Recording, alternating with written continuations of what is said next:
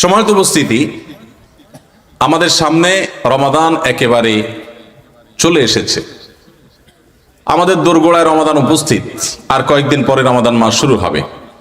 এই রমাদান মাস এটা ঈমানদারের জন্য ইবাদতের ভরা বসন্ত।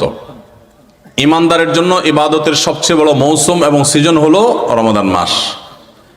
একজন ব্যবসায়ী যেরকম তার ব্যবসার সারা বছরের ঘাটতি পুষিয়ে নিতে পারে বিভিন্ন মৌসুমে, ঠিক একইভাবে একজন ঈমানদার তার সারা বছর আমল এবং ইবাদতে যে ঘাটতি থাকে, শূন্যতা থাকে, কমতি থাকে, সেটা তিনি পূরণ করে নেওয়ার সুযোগ লাভ করে থাকেন ইবাদতের সবচেয়ে বড় মৌসুম রমাদান মাসে।